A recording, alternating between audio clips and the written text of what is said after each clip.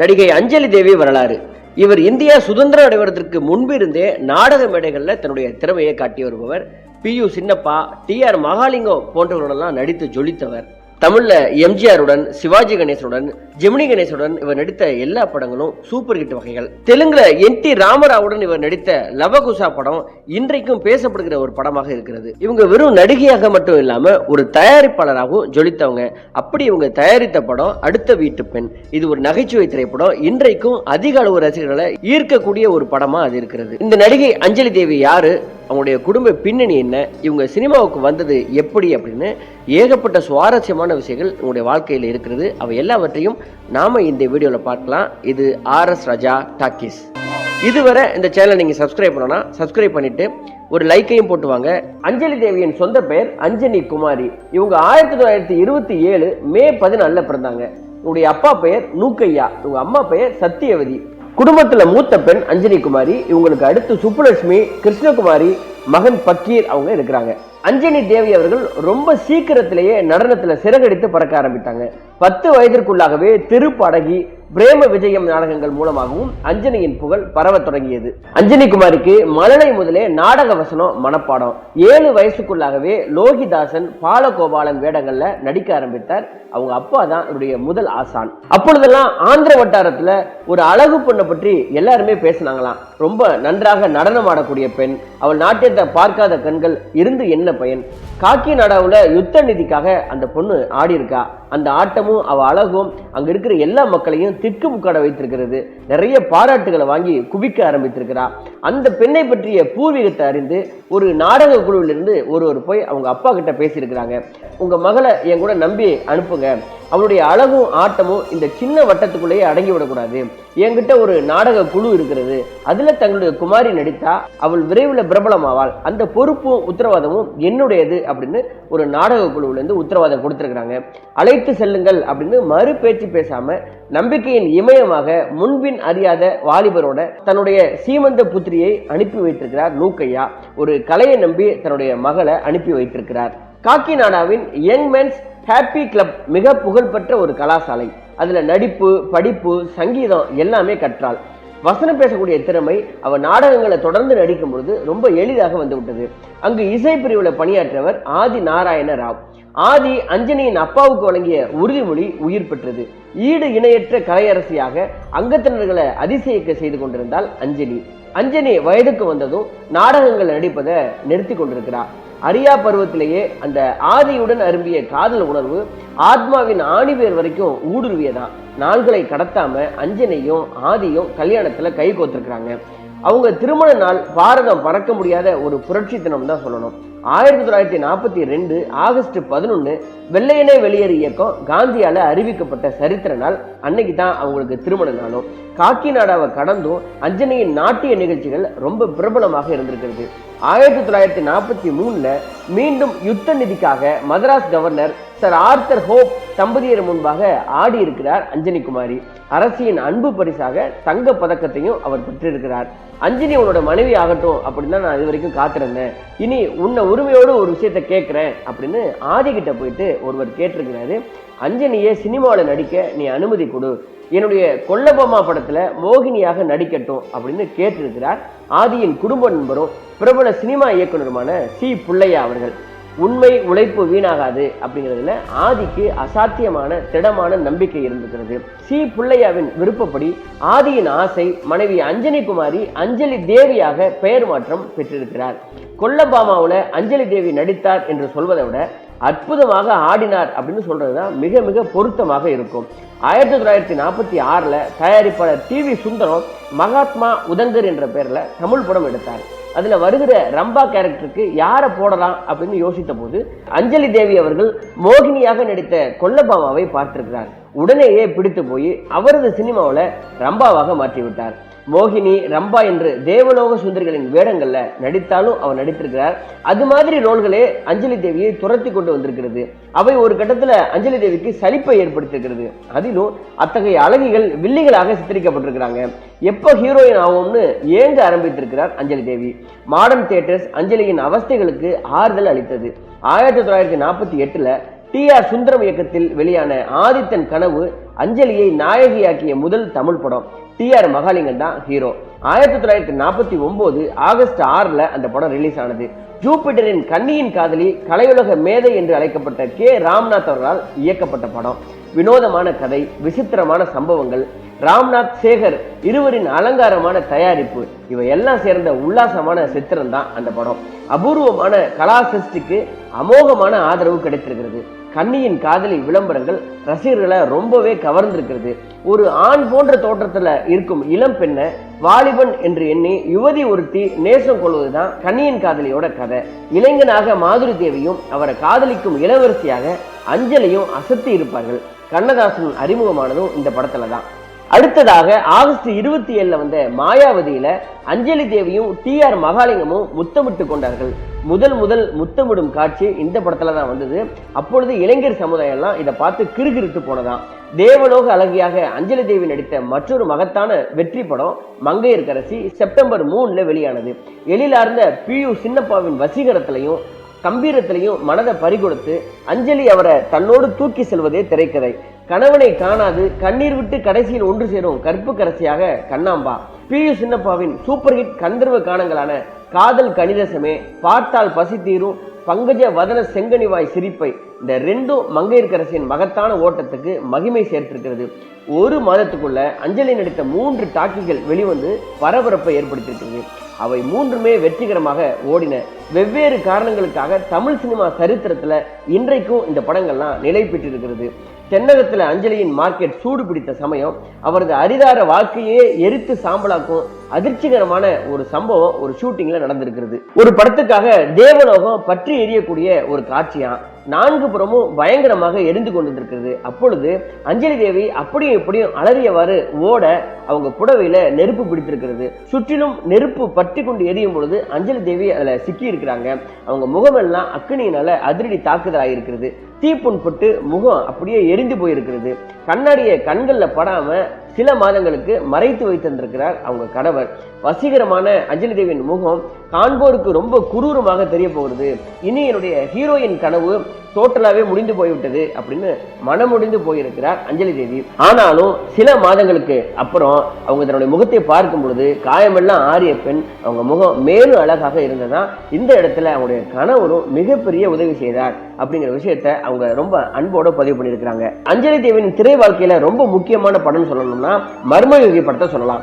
நாயகனாக எம்ஜிஆரும் வில்லியாக அஞ்சலியும் தோன்றிய படம் மர்மயோகி. ஜூபிட்டர் தயாரிக்க ஏ சான்றிதழ் பெற்ற முதல் டாக்கி படம். 1951 பிப்ரவரி 2 மக்களை சந்தித்தது. கருப்பு சட்டை அணிந்து மக்கள் தலைவன் கரிகாலனாக நான் குறிவைத்தால் தவறாது, தவறுமானால் குறிவைக்க மாட்டேன் அப்படின்னு வீர வசனம் பேசி அக்கிரம ஆட்சி நடத்தும் அஞ்சலி தேவி மீது எம்ஜிஆர் கத்தி வீசுவார்.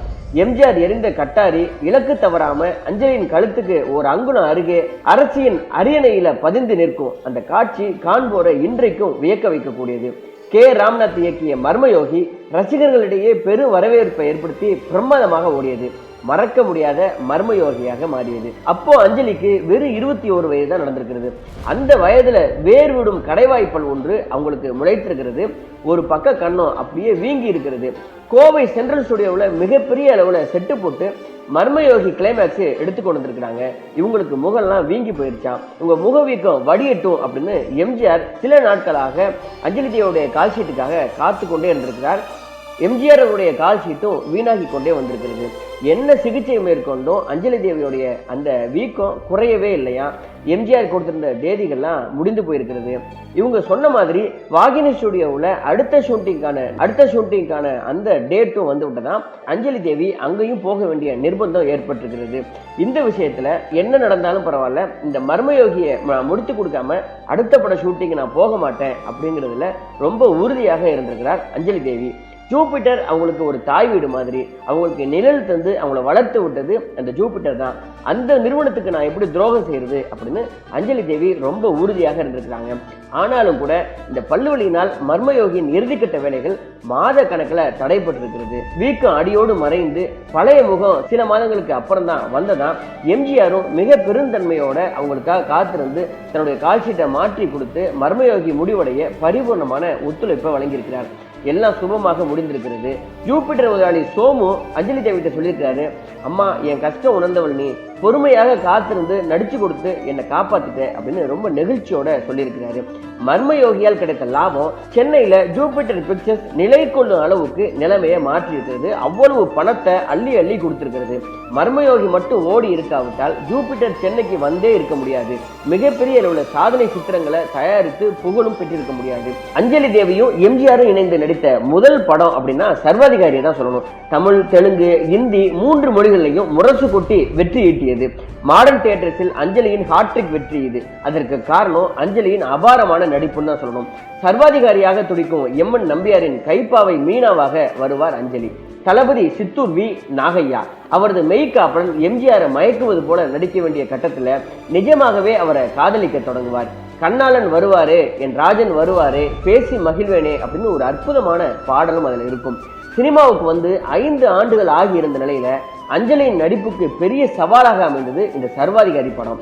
காதலுக்கும் கடமைக்கும் நடுவில் அவர் தவிக்கிற தவிப்பு, நடுவில் நிஜமறிந்த நாயகனின் புறக்கணிப்பு, அத்தனையையும் தன்னுடைய முகத்துல காட்டி முழு திறமையையும் வெளிப்படுத்திய படம் தான் இந்த படம். ஆடல் அரிசி மட்டும் இல்ல, நடிப்பாற்றில் நிரம்பியவர்னா அப்படின்னு ஊர்ஜிதப்படுத்தியதற்கு இந்த படம் ஒரு முக்கியமான எடுத்துக்காட்டு. தமிழகத்துல அஞ்சலியை ஸ்திரப்படுத்தியதும் இந்த படம் தான். இந்த படத்திற்கு அப்புறம் தான் எம்ஜிஆர் அஞ்சலி இந்த ஜோடி பட முதலாளிகளின் ராசியான ஜோடியா இருக்கிறது. எம்ஜிஆரை பற்றி அஞ்சலி தேவியே சொன்ன ஒரு விஷயம், பெண்களை தெய்வமாக மதிப்பவர் எம்ஜிஆர். சில நேரம் ஓடிக்கொண்டிருக்கிற கேமரா நின்றதும் அவர் பார்வை என் மீது படும். உடனே டைரக்டர் போய் அவங்க கரண்ட காலுக்கு மேல புடவை தூக்கி கொண்டிருக்கிறது சரி செய்த பிறகு திரும்பவும் இந்த காட்சியை நீங்க எடுக்கணும், அதுக்கு எவ்வளவு செலவானாலும் பரவாயில்ல அப்படின்னு சொல்லுவாராம். அப்போதுதான் அஞ்சலி தேவிக்கு விவரம் புரியுமா, காட்சியின் போது எம்ஜிஆர் எவ்வளவு கவனமாக இருக்கிறார், பெண்மையை அவர் எவ்வளவு மதிக்கும் பண்பையும் புரிந்து கொண்டிருக்கிறார். இவருடைய உடை மேலே ஏறி கொஞ்சம் கவர்ச்சியா தெரிஞ்சதை இது அப்படியே மக்களுக்கு போய் சேரக்கூடாது அப்படின்னு சொல்லிட்டு அவர் அந்த விஷயத்தை சரி செய்திருக்கிறார். எந்த விஷயத்திலையும் உன்னிப்பான கவனம் கொண்டவரா எம்ஜிஆர். அடுத்தடுத்த தொடர் வெற்றிகளால 1951 அஞ்சலியின் ஆண்டாகி போயிருக்கிறது. எங்கெங்கு காணினும் அஞ்சலியடா அப்படின்னு சொல்ற அளவுக்கு இவங்க படமா ரிலீஸ் ஆகிருந்திருக்கிறது. தென்னகம் எங்கும் எல்லா டாக்கீஸ்களிலும் வருடம் முழுவதும் அஞ்சலியின் படங்களே ஓடி இருக்கிறது. ஒரு சுவர் பாக்கி இல்லாம அஞ்சலி நடித்த சினிமா விளம்பரங்கள் தான் நீக்கமர நிறைந்திருக்கிறது. ஒரு சினிமா நிருபர் இவங்களை பத்தி இப்படி எழுதினாராம், மனமோகன லாவணியத்துக்கு மற்றொரு பெயர் அஞ்சலி, அதி அற்புத சௌந்தரியத்துக்கு இன்னொரு பெயர் அஞ்சலி, பட உலகுல இவர் ஒரு மாயக்காரி, மயக்குக்காரி, சிங்காரி, சொப்பன சுந்தரி அப்படிலாம் மூத்த சினிமா நிருபர் நவீனன் அஞ்சலியை பற்றி 1951 எழுதியிருக்கிறார். தமிழகத்துல பெரும் புகழ்பெற்ற எழுத்தாளர்களின் கதைகள்ல அஞ்சலி பங்கேற்க நல்ல வாய்ப்பை வழங்கியது 1954 ஆண்டு. கல்கியின் பொன்மான் கரடு அப்படிங்கிற புதினமே பொன்வயலாக திரையில் அறுவடையானது. அந்த படத்திலையும் அஞ்சலி தேவி அசத்தி இருப்பார். கதை வசனம் அறிஞர் அண்ணா அப்படின்னு முதல் முறையாக விளம்பரப்படுத்திய சினிமா சொர்க்கவாசல் அண்ணாவின் பரிமளம் பிக்சர்ஸ் தயாரித்தது. புதுமுக நடிகரான எஸ் ராஜேந்திரனுடன் உச்ச நட்சத்திரம் அஞ்சலி ஜோடி சேருவாரா அப்படிங்கிற தயக்கம் அண்ணா உட்பட எல்லாருக்கும் இருந்திருக்கிறது. அண்ணா ஒரு விஷயத்த சொல்லியிருக்கிறாரு, தயாரிப்பு நிர்வாகியுடன் SSRே நேர்ல போய் அஞ்சலியிடம் தன்னை அறிமுகப்படுத்தி கொண்டு அவரோட நடிக்க நீங்க அனுமதி கேளுங்க, அவங்க எடுக்கிற முடிவு தான் இறுதியா இருக்கட்டும் அப்படின்னு அண்ணா ஒரு ஐடியா கொடுத்திருக்காரு. சேடப்பட்டி இளம் காலை SSR சூரிய நிறத்துல இருப்பாராம். ரொம்ப வனப்பும் வசீகரமும் அழகு ஜொலிக்கிற இளமையோட இருக்கிற SSR அஞ்சலி வீட்டிற்கு போயிருக்கிறாரு. அவங்க முன்னாடி போய் பணிவா நின்று, இந்த படத்துல நான் உங்களுக்கு ஜோடியாக நடிக்கிறதுக்கு விருப்பப்படுறேன், உங்களுக்கு இதுல விருப்பம் இருந்தா எனக்கு ஒரு வாய்ப்பை கொடுங்க அப்படின்னு ரொம்ப பணிவோட சொல்லியிருக்கிறாரு.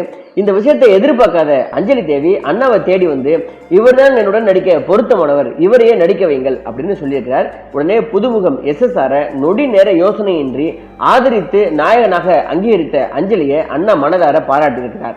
இந்த படமும் சூப்பர் ஹிட் படமாக அமைந்தது. ஜெமினி கணேசன் அவர்கள் ஹீரோவாக அறிமுகமான முதல் படம் பேரு பெண்ணு. இந்த படத்துல அஞ்சலி தேவி நடித்தாங்க. அந்த முதல் காட்சியை பத்தி ஜெமினி கணேசன் சொல்றது, மாடிப்படிகளில் ஏறி போவாராம் ஜெமினி கணேசன். அவங்க எதிரில அஞ்சலி தேவி மாடியிலிருந்து இறங்கி வருவாராம். 2 பேரும் முட்டி கொள்வாங்களாம். இதுதான் முதல்ல ஜெமினி கணேசன் அவர்கள் நடித்த லவ் சீனு. MV ராமன் அவர்கள் டைரக்ட் பண்ணியிருக்கிறாரு. AVMல அதற்காக 40 முறை ஒத்திகையை பார்த்திருக்கிறாங்க. காட்சியை எடுத்து முடிக்க 7 டேக் ஆகியிருக்கிறது. இதெல்லாம் ஜெமினி கணேசன் அவர்கள் பதிவு பண்ணியிருக்கிறார். அஞ்சலியுடன் மிக அதிக வெற்றி படங்களில் நடித்த ஒரே தமிழ் ஹீரோ ஜெமினி கணேசன். அதற்கு அரங்கேற்றம் AVMின் இந்த பெண் திரைப்படம் தான். TK சண்முகம் குழுவினர் நடத்திய வெற்றிகரமான நாடகம் ஸ்ரீதரின் முதல் கதையான ரத்த பாசம். ரத்த பாசம் படத்துல நடிப்பதற்காக அஞ்சலி தேவியை அழைத்திருக்கிறாங்க. நாடகத்தை பார்த்த அவர் அதுல கதாநாயகியாக நடித்த எம்என் ராஜத்தின் நடிப்பை ரொம்ப வெகுவாக பாராட்டியிருக்கிறார்.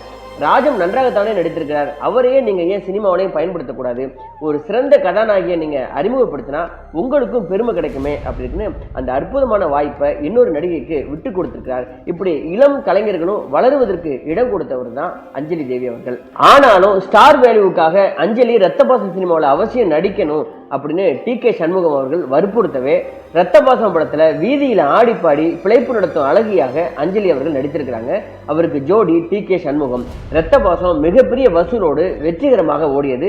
உடனடியாக ஏவிஎம் அதை இந்தியில ரீமேக் செய்தது. அஞ்சலியின் கவர்ச்சி கண்ணி இமேஜை அடியோடு உடைத்து எறிந்தது. 1955 மார்ச் 12 வெளியான பத்மினி பிக்சர்ஸ் முதல் தேதி எடுத்த எடுப்புல அதற்கு கட்டியம் கூறியது.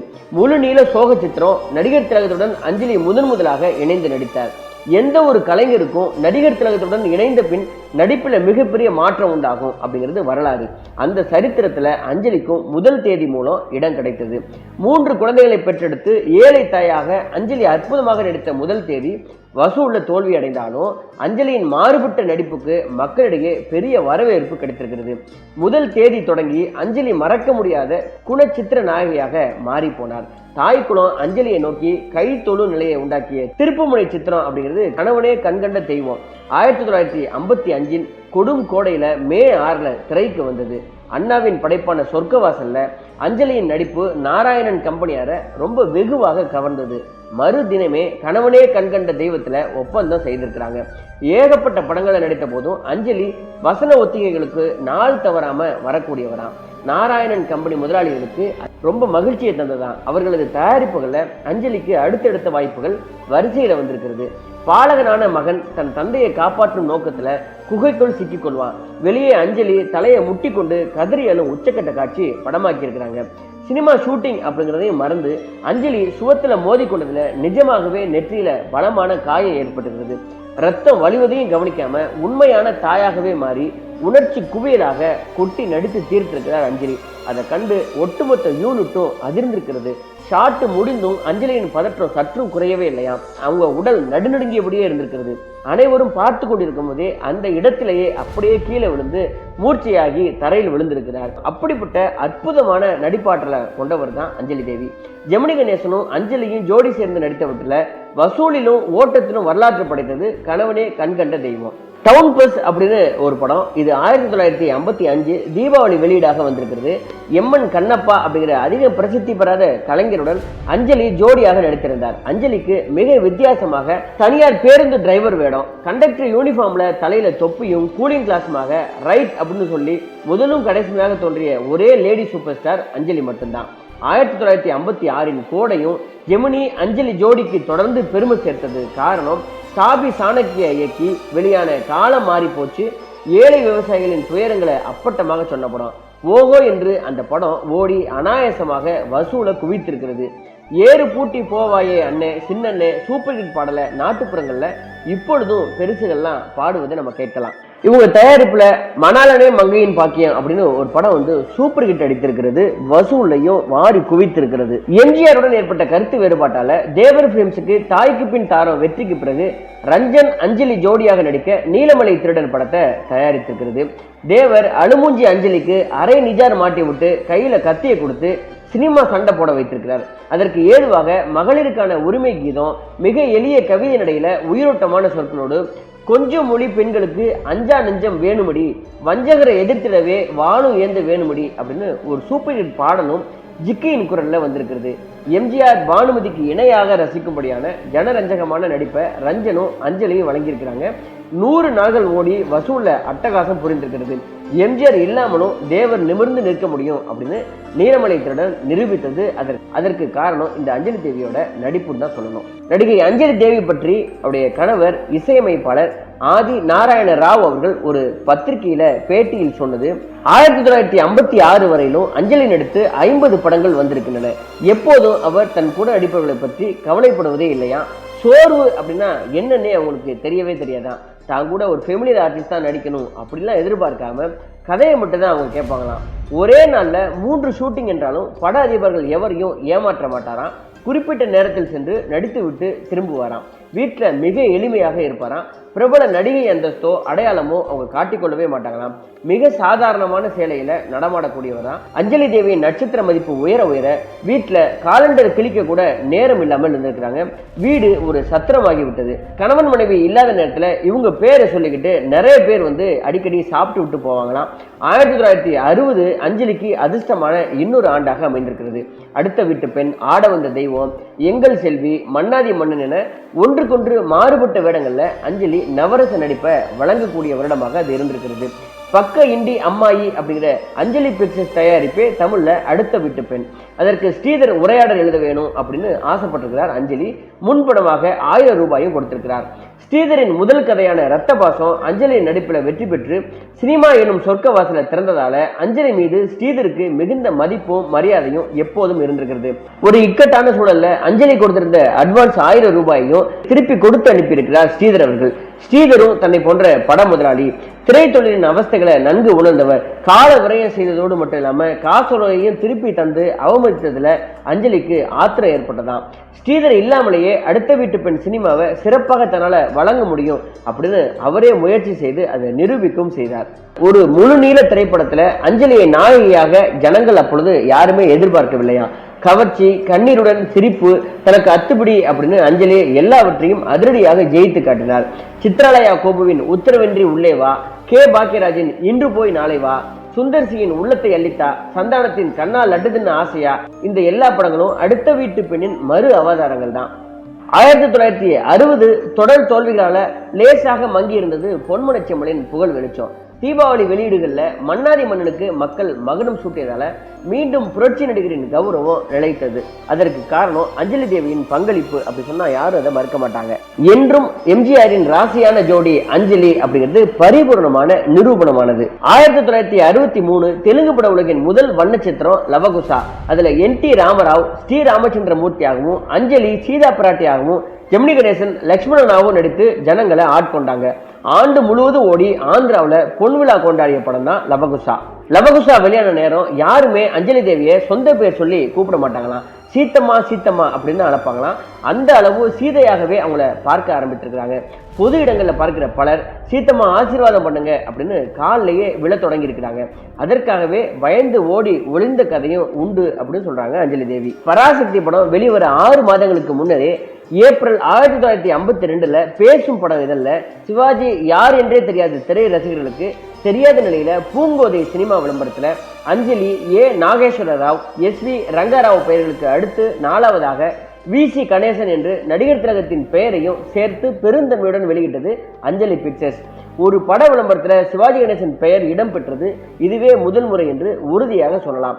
சிவாஜி அஞ்சலி லவ் டுகெட் பாடி நடித்த ஒரே படம் 1959 வெளியான நான் சொல்லும் ரகசியம். ஏறக்குறைய நீண்ட வருடங்களுக்கு பிறகு 1971 முக்தா பிலிம்ஸ் அருணோதயம் படத்தில் சிவாஜியும் அஞ்சலியும் தாயும் மகனுமாக நடித்தார்கள்.